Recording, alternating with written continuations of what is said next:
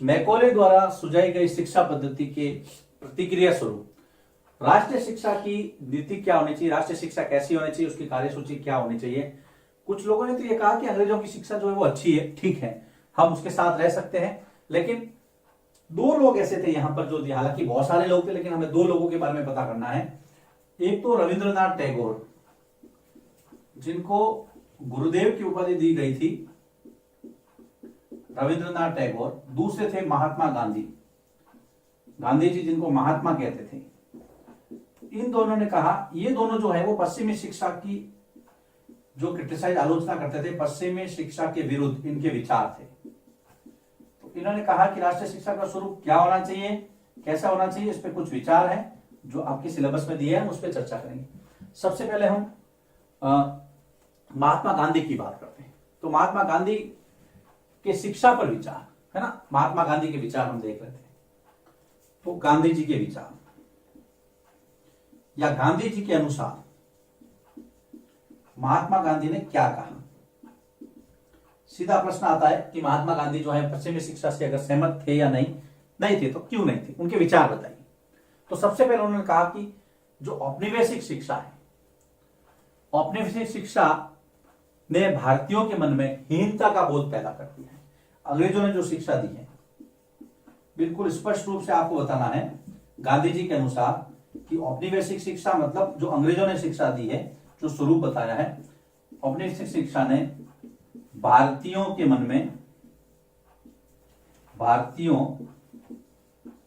मन में हीनता का बोध पैदा कर दिया है। उनको ऐसा लगता है कि यार हम तो कमजोर हैं और अंग्रेज जो है वो हमसे श्रेष्ठ हैं। पहली बात तो ये। दूसरी बात, तो हीनता का बोध पैदा कर दिया है। दूसरा, पश्चिमी शिक्षा जो है उसके अंदर विष भरा हुआ है, वो सही नहीं है, लोगों को गलत रास्ते पर ले जा रही है। पश्चिमी शिक्षा में विष भरा है, यह पापपूर्ण है। पश्चिमी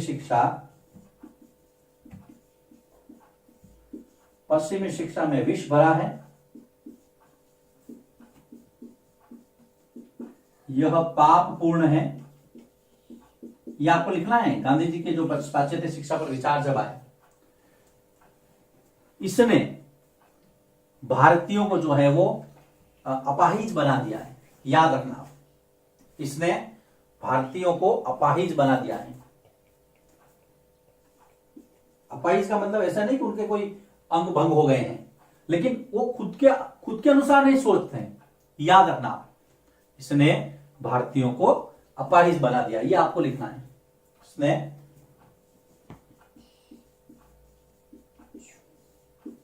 भारतीयों को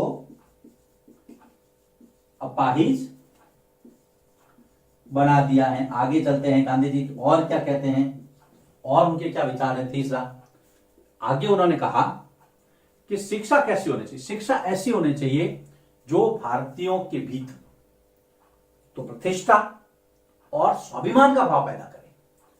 शिक्षा गांधी जी के अनुसार शिक्षा ऐसी होनी चाहिए जो भारतीयों के भीतर प्रतिष्ठा, खुद की प्रतिष्ठा, भारत की प्रतिष्ठा तथा स्वाभिमान, जिसको आप आत्मसम्मान कहते हैं, स्वाभिमान, सेल्फ रेस्पेक्ट का भाव पैदा करें। शिक्षा कैसी होनी चाहिए? भारतीयों के भीतर प्रतिष्ठा और स्वाभिमान का भाव पैदा कर सके, गांधी जी के अनुसार, और वैसे होना भी चाहिए। चौथा, अंग्रेजी शिक्षा से हम लोग जो है वो अपने ही घर में अजनबी बनकर रह गए। अंग्रेजी शिक्षा के कारण या अंग्रेजी शिक्षा से हम अपने ही घर मतलब भारत, अपने ही घर में अजनबी बनकर रह गए हैं।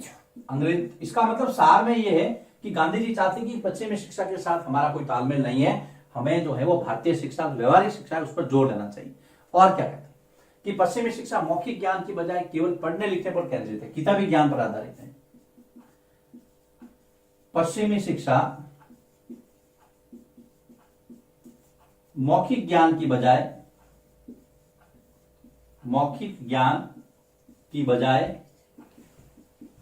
केवल पढ़ने लिखने पर केंद्रित है, जिसको आप रटन विद्या कहते हैं ना, बस किताबी ज्ञान, व्यवहारिक ज्ञान नहीं है इसके अंदर। गांधी जी के अनुसार पश्चिमी शिक्षा जो है वो केवल मौखिक ज्ञान की बजाय केवल किताबों पर आधारित है, पढ़ने लिखने पर केंद्रित है। शिक्षा जो है व्यवहार और अनुभवों पर आधारित होनी चाहिए। शिक्षा एक तो आपके व्यवहार व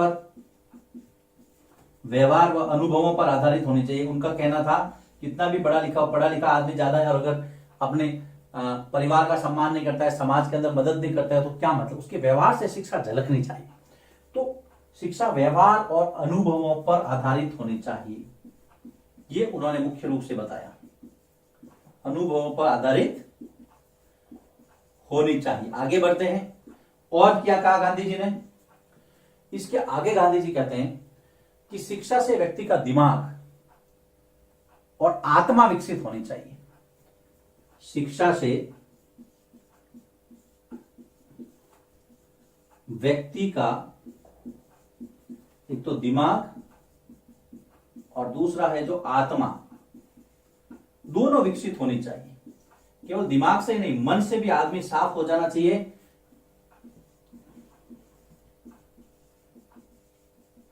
और आत्मा से भी वो आदमी जो है वो लोगों की हेल्प करने वाला होना चाहिए। उसको लगना चाहिए नहीं मेरे शिक्षित होने से समाज को कुछ फायदा हो रहा। सबसे इंपॉर्टेंट बात जिसको गांधी जी अपने जीवन में उतारा भी था और आज हम उनसे सीखते भी हैं, शिक्षा स्वावलंबी हो। शिक्षा आपको किसी के ऊपर आश्रित नहीं करे, इसमें चौथा पॉइंट है, शिक्षा स्वावलंबी हो। स्वावलंबी मतलब आप किसी के ऊपर आश्रित नहीं हो, शिक्षा के बाद में आप खुद कमा के खा सकें। हाथों के लिए ये व्यक्ति जो अपने हाथों के हुनर पर विश्वास करे, है ना, हाथों से किए हुनर पर आधारित हो। हाथों में आपके कोई काम हो, आपके अंदर दक्षता हो, रोजगार परक शिक्षा हो। इसीलिए तो आज भारत सरकार जो है वो रोजगार परक शिक्षा पर जोर दे रही है। खाली आपने किताब पढ़ लिया ग्रेजुएशन के लिए, उसके बाद जाके बेरोजगार, कुछ ना कुछ आपके पास ऐसी दक्षता होनी चाहिए, काम होना चाहिए कि आप बड़े होकर के स्वरोजगार अपनाओ या किसी के ऊपर आश्रित नहीं हो, जिससे आपका मस्तिष्क जो है वो दिमाग और काम करने लगे, जिससे आपकी मस्तिष्क की क्षमता का विकास हो, जिससे मस्तिष्क की क्षमता का विकास हो। देखो बेटा, यहां पर एक प्रश्न है कि गांधी जी जो है वो हस्तकला क्यों सिखाना चाहते थे? हस्तकला मतलब हाथों का हुनर क्यों सिखाना चाहते थे बच्चों को? तो इसके अंदर आपको ये 4 पॉइंट लिखना है। इस प्रश्न का जवाब है, उन्होंने कहा कि पश्चिमी शिक्षा मौखिक ज्ञान की बजाय पढ़ने लिखने पर केंद्रित है, इसलिए शिक्षा क्या कैसी होनी चाहिए? व्यवहार अनुभवों पर आधारित होनी चाहिए। शिक्षा से व्यक्ति का दिमाग और आत्मा विकसित होनी चाहिए। इंपॉर्टेंट चौथा है, शिक्षा है वो स्वावलंबन पर आधारित हो, हाथों के हुनर पर, जिससे आपके माइंड सेट जो है वो अलग तरह का डेवलपमेंट हो उसमें। अगर आए कि गांधी जी पाश्चात्य शिक्षा के बारे में क्या सोचते थे, तो आपको ये लिखना है कि इसने भारतीयों के मन में हीनता का भाव पैदा कर दिया है, इस शिक्षा में विष भरा है, यह पापपूर्ण है, इसने भारतीयों को अपाहिज विकलांग कर दिया है। शिक्षा ऐसी होनी चाहिए जिससे भारतीयों के भीतर प्रतिष्ठा और स्वाभिमान का भाव पैदा हो। अंग्रेजी शिक्षा से हम, उन्होंने कहा कि अपने ही घर में हम अजनबी बन गए हैं। ये गांधी जी के विचार थे शिक्षा पर। रविंद्रनाथ टैगोर के विचार हम आगे पढ़ेंगे। पश्चिमी शिक्षा के विरुद्ध दोनों थे, याद रखना।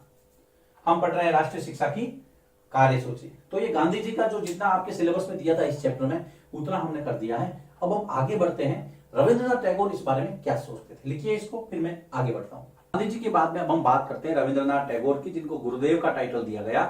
ये वही गुरुदेव है रविंद्रनाथ टैगोर जिन्होंने भारत का राष्ट्रगान जन गण मन लिखा और बांग्लादेश का राष्ट्रगान अमार सोनार बंगला लिखा। एक ही व्यक्ति जिनको 2 देशों के राष्ट्रगान लिखने का गौरव प्राप्त है। रविंद्रनाथ टैगोर 1913 में अपनी कृति गीतांजलि के लिए साहित्य का नोबेल पुरस्कार जीता। इन्होंने पहले भारतीय थे जिनको नोबेल पुरस्कार मिला था किसी भी क्षेत्र में। अब इन्होंने एक ऐसी संस्था स्थापित की शांति निकेतन नाम से। शांति मतलब जहां पर बिल्कुल भीड़ भाड़ नहीं हो, आराम से मन को शांति मिले। निकेतन मतलब आवास। 1901 में रविंद्रनाथ टैगोर ने इस संस्था को शुरू किया। 1901 में यह संस्था शुरू हुई। कौन सी संस्था बेटा? शांति निकेतन। और यह संस्था बिल्कुल आप जैसा स्कूल सोचते हैं ना वैसा है। आपको लगता है कि यार स्कूल तो बिल्कुल खुला होना चाहिए, हमारा जो इच्छा वो पढ़ सके, घूमना है घूमो, खेलो बस मस्ती, इस तरह से करके सीखने के जो मॉडल है उस पर यह आधारित थी। तो गुरुदेव के अनुसार कि बचपन का जो समय है वो अपने आप सीखने का होता है। इनके अनुसार स्कूल कैसा होना चाहिए कि बचपन का समय अपने आप सीखने का हो, ज्यादा प्रतिबंध नहीं हो। और आप भी ऐसा ही चाहते हैं कि ऐसा स्कूल हो जहां हम खुद सीखे, सिर्फ टीचर थोड़ा गाइड करे, कोई चीज हमारे ऊपर थोपे नहीं। तो बचपन का समय अपने आप सीखने का हो। उसके बाद में दूसरी बात ही बताते थे कि विद्यालय जो है वो कठोर अनुशासन से मुक्त हो। अनुशासन तो हो लेकिन कठोर डिसिप्लिन नहीं, है ना। तो दूसरा उन्होंने कहा कि विद्यालय कैसा हो? कठोर अनुशासन से मुक्त हो। डिसिप्लिन हो लेकिन इतना ही नहीं कि हमारा बचपन खत्म हो जाए। बच्चों को तनाव से मुक्त, बच्चों को टेंशन फ्री एनवायरनमेंट मिले। आजकल की शिक्षा नीति जो भी यही कहती है, बच्चों को तनाव मुक्त, एक रचनाशील और सृजनात्मक माहौल मिले। क्रिएटिव एनवायरनमेंट जहां पे बच्चा कुछ न कुछ करके सीखे, सृजनात्मक माहौल मिले। जेल की तरह नहीं हो स्कूल, प्राकृतिक परिवेश में उनको शिक्षा दी जाए, बच्चे प्रकृति से सीखें। उसके बाद में इन्होंने कहा कि शिक्षक जो है वो टीचर कैसा होना चाहिए? कल्पनाशील हो। इमेजिनेशन शिक्षक का गजब का होना चाहिए, तभी तो बच्चों को बता पाएगा। शिक्षक कैसा हो? कल्पनाशील हो। शिक्षक कल्पनाशील हो, बच्चों की उत्सुकता को समझे। बच्चों की उत्सुकता को समझे। कई बच्चे सोच रहे होंगे सर आप क्यों नहीं समझते हैं, आप क्यों कहते हैं एग्जाम दो। अरे भाई जो सिस्टम बना है मैं तो उसको फॉलो कर रहा हूं। अब मुझे मत कहो, लॉर्ड मैकाले को कहो जिन्होंने ये सिस्टम डेवलप किया था, हम उसी की तरफ चल रहे हैं। चिंता मत कीजिए, अभी तो टेंशन फ्री एजुकेशन है ना। तो बच्चों की उत्सुकता को समझना है टीचर को, और उसकी प्रतिभा को तराशे, समझे तथा उसकी प्रतिभा को तराशे। टीचर ऐसा होना चाहिए गुरुदेव के अनुसार। तो ये गुरुदेव के विचार थे शिक्षा को लेकर। अब हम क्या करते हैं, महात्मा गांधी और रविन्द्रनाथ टैगोर के बीच में जो मुख्य अंतर था उसको समझते हैं।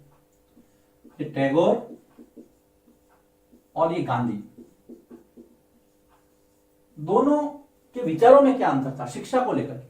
तो गांधी जी क्या करते थे, उन्होंने कहा कि जो पश्चिमी सभ्यता है वो उसके अंदर मशीनें हैं, ये मशीनें दैत्यों के समान है, हमें मशीनी युग में हाथ से काम करना है, स्वावलंबन। तो गांधी जी पश्चिमी सभ्यता, मशीनों और प्रौद्योगिकी के कटु आलोचक थे। गांधी जी जो है वो पश्चिमी सभ्यता,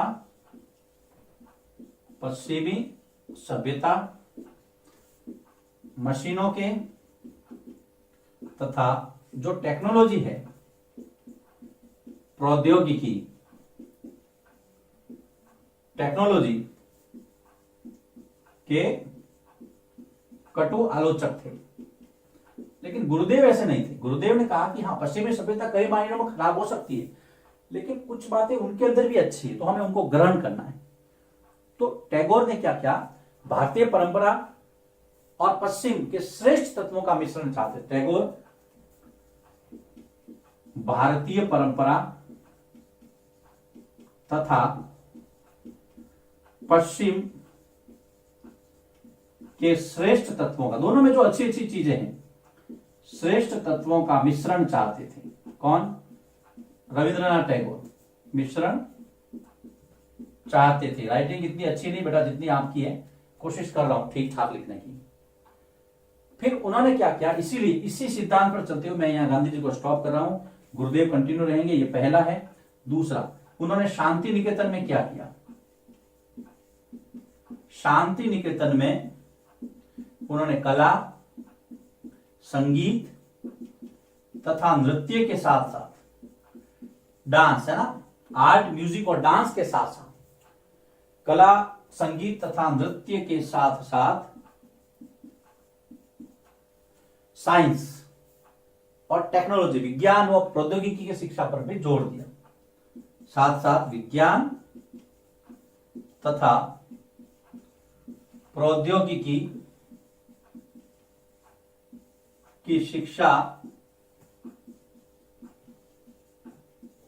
पर जोर दिया। राष्ट्रीय शिक्षा पर बहस यही नहीं रुकी, उसके अंदर बहस आज भी जारी है। आज भी आपने देखा कि नई एजुकेशन पॉलिसी आ गई अभी 2020 में, उसके अंदर भी बहुत सारे सुझाव मांगे गए, हम लोग बार बार सुझाव दे रहे हैं, सरकार उस पर काम कर रही है। अब हम कुछ फैक्ट्स है इसके अंदर जिनको समझते हैं, बस टैगोर और गांधी जी के अंदर इतना ही, इसकी बात पे इतना ही है। एक यहां पर आपको फैक्ट में सेरामपुर मिशन जो कि शिक्षा के क्षेत्र में विलियम केरे ने स्थापित किया था, उसका एक फैक्ट दिया है। स्कॉटलैंड का एक ईसाई प्रचारक विलियम केरे, स्कॉटलैंड के ईसाई प्रचारक थे जिसने सेरामपुर मिशन स्थापित किया था। हालांकि उसके बाद में अंग्रेजों का सही इसका विवाद हो गया था, लेकिन आपको फैक्ट दिया, याद रखना, कई बार प्रश्न पूछ सकते हैं। सेरामपुर मिशन की स्थापना किसने की, विलियम केरे ने, ये स्कॉटलैंड के ईसाई प्रचारक थे। इसके अलावा कुछ शब्दावली है जैसे कि वर्नाकुलर। तो बेटा वर्नाकुलर किसके लिए इस्तेमाल होता था, वर्नाकुलर देसी भाषाओं के लिए, देशी भाषा या बोली के लिए इस्तेमाल होने वाला शब्द था वर्नाकुलर। बीच बाद में वर्नाकुलर प्रेस एक्ट भी आया था, वो मैं बाद में बताऊंगा आपको।